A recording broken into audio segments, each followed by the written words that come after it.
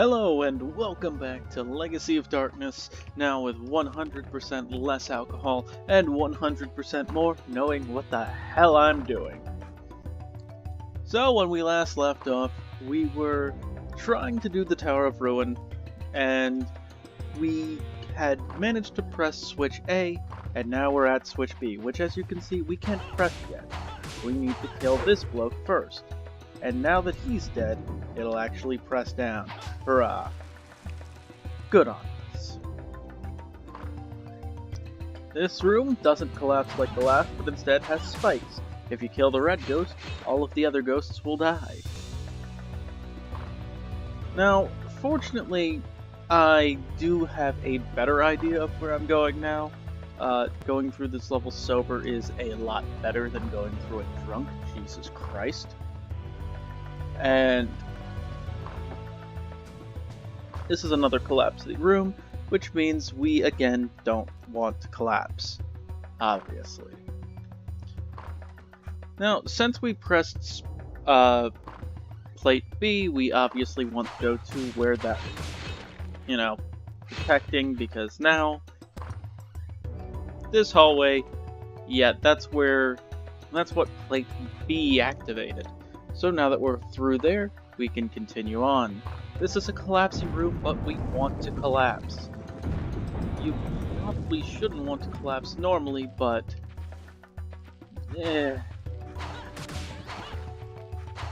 imagine playing through this level and not wanting to collapse in the door and not being able to find a switch down here. Yeah, I have no idea why they put that switch there. It seems like a kind of switch that you can not really ever notice if you're playing through the game normally, as long as you never manage to throw yourself down that collapsed floor.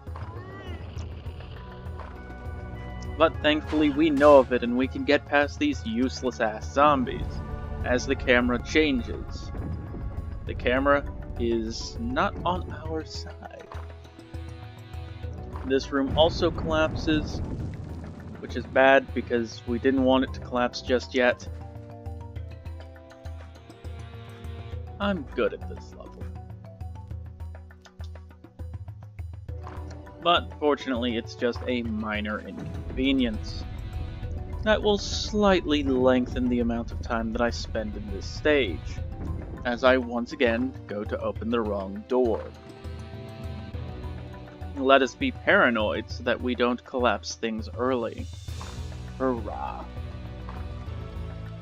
Oh, we finally got to see what one of those do. They grab your leg, and as you can see, we didn't even lose any health. They're useless. They don't do anything.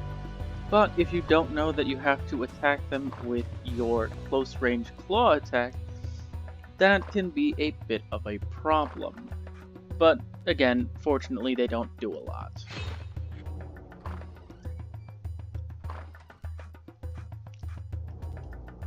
And now we have made our way back up to this room.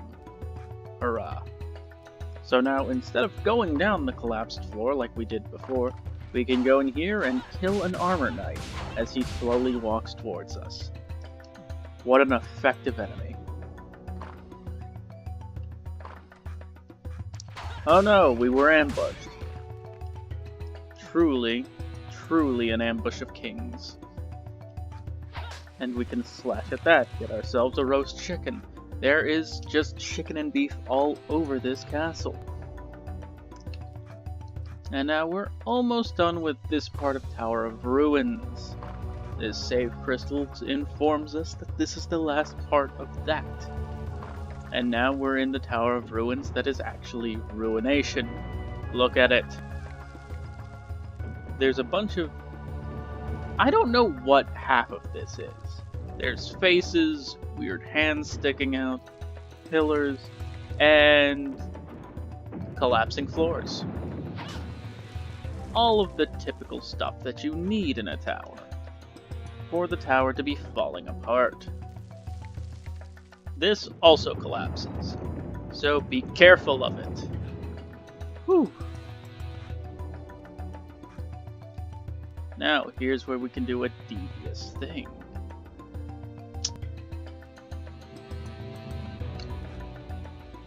and skip through most of this level. Hurrah.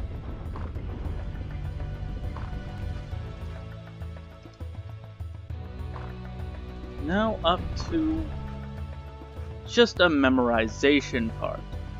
As you'll see, we have 2 pillars. I'm actually going to make a save state because I'm going to intentionally get myself killed.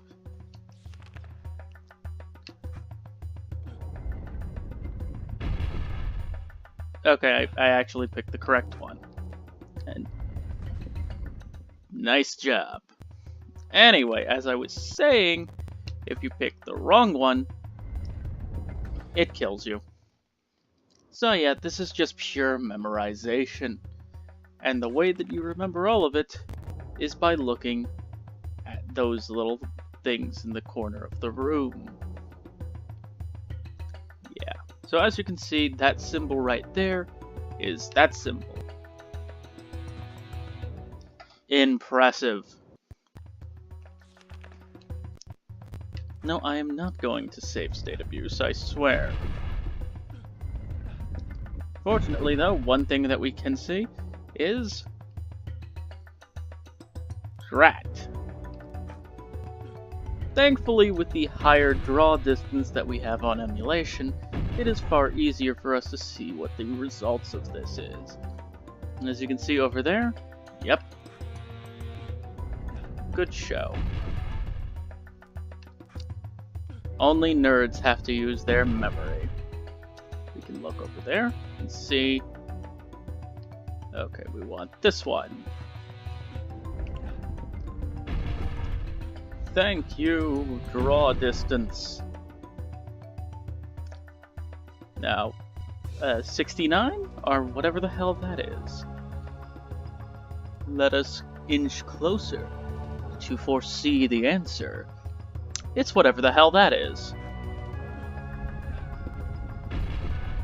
And now, just because we might not get a good view, we have what looks like, holy sh... That was news to me. I had no idea that they started to collapse if you took too long. Amazing. Truly modern wonder.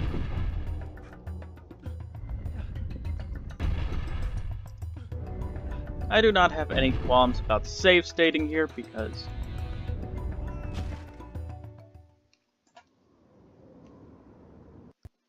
I don't like this part. I mean, it's not too bad a part, in all honesty.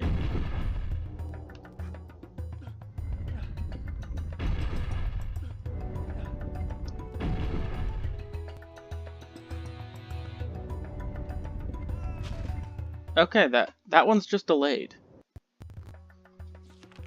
Apologies for continuous failure.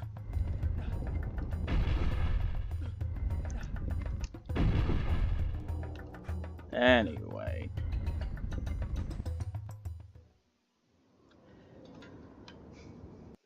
If I have to sit through this, you will too, by gosh darn it. This is what real playthrough of this level looks like. Probably not. I assume a real playthrough of this level would involve significantly less failure.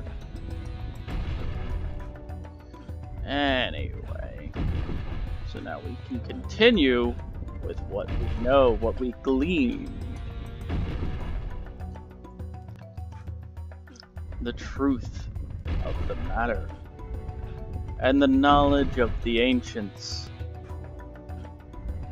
Good show. Yet we were that close when the thing started to just fall down on us for no reason, and then we failed quite a few times for good measure. Just because we want to draw this game out, I guess. I mean, why not? And we're in the Tower of Science. Science happens here. And science means cubes. Hooray for cubes.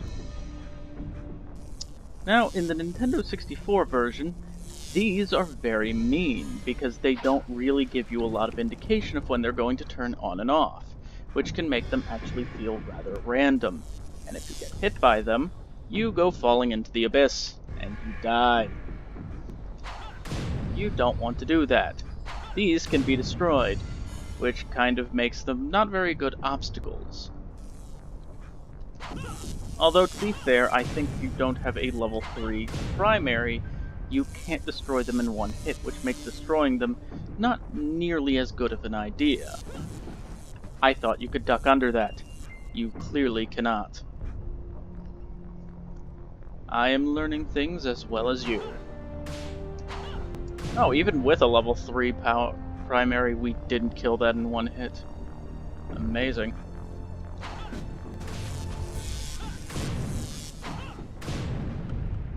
And you gotta fight past the conveyor belts. I got a little spooked there because I'm pretty sure falling into that conveyor belt can kill you. Now here you're going to want to wait for those two to go in a row, and then you can pass. Good show.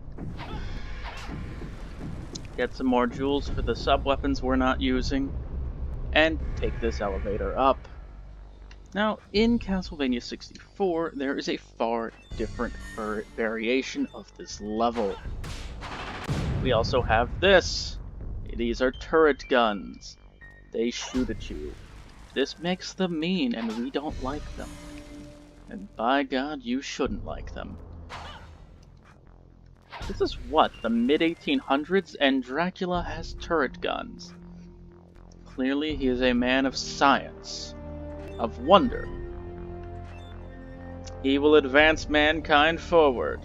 I don't know about you, but I, for one, welcome our Dracula overlord. I said I welcome him. Don't shoot me. And up here, there's a bit of a fuck you. You're going to want to be fast with this, because that gate will come down, and by God, you do not want to be sat there behind a gate with this thing shooting at you. Fortunately, these seem to stop firing after you after they've hit you even once. Which is fortunate for us. And now we can keep going. This part is mostly just annoying, where you have to wait for, alright.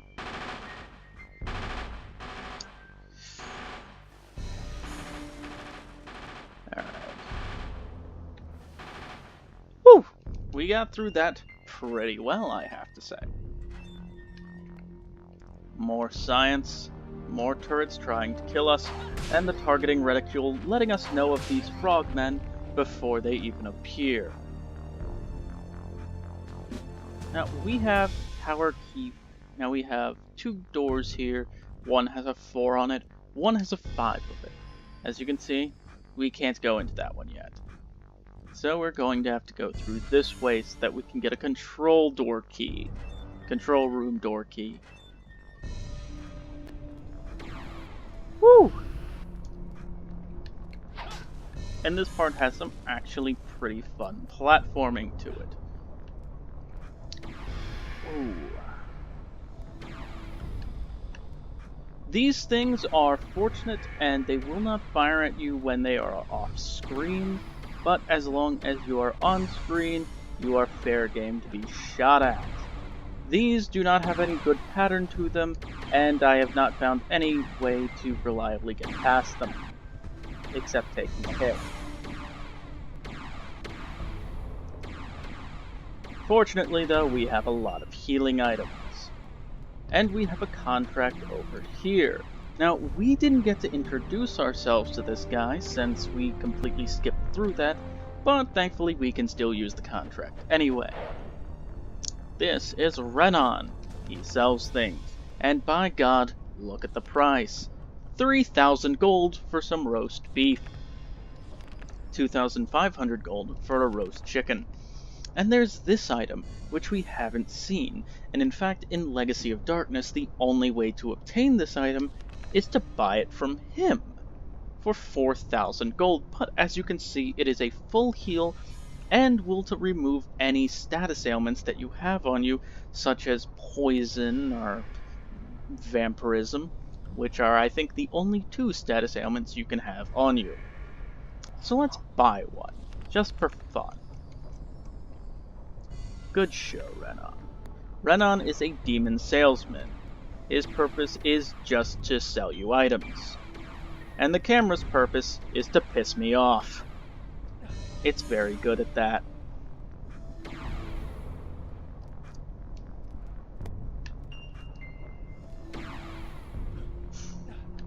Again, this part of the level does have some actually nice platforming to it, and I do like it for that. Tower of Science is also a level that Carrie gets to do, but Reinhardt doesn't get to do it. We're going to eat a roast chicken because we are about to go to a boss. And I haven't fought this boss without level 3 axes before. So I'm not exactly sure how well this will go. Because with level 3 axes, you kind of just... yeah, it's just a crystal. It has a force field on it. With the level 3 axes, you just kind of destroy one of these, and then spam your sub-weapons. What a very difficult boss. And as you can see, we almost completely ran ourselves out of jewels. This is why axes are so good. You don't really run out too many axes. And axes finish that fight actually faster from my experiences. But, oh well. We'll go around and collect jewels because remember, we had 99 of the damn things when we came in here. And yeah.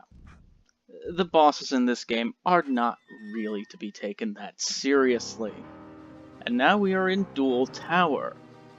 Dual Tower is a level exclusive to Cornell and Reinhardt. Carrie doesn't get to do it. Yes, Cornell gets to do the 4 towers that Carrie and Reinhardt get to do. Reinhardt gets Dual Tower and Tower of Execution. Carrie gets Tower of Science and Tower of Sorcery. And this guy gets to do things.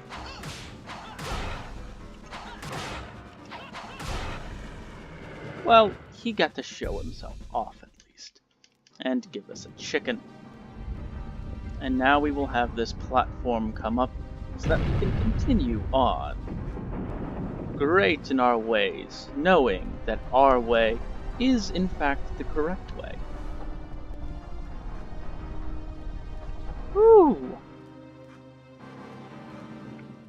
Yes, this level had some much harder platforming in the Nintendo 64 version. This guy is actually fairly hard to kill, because unless he's jumping at you, he doesn't take a lot of damage. But by God, when he jumps at you, he does take a lot of damage. Which is fortunate, because we cannot fight him very well at all.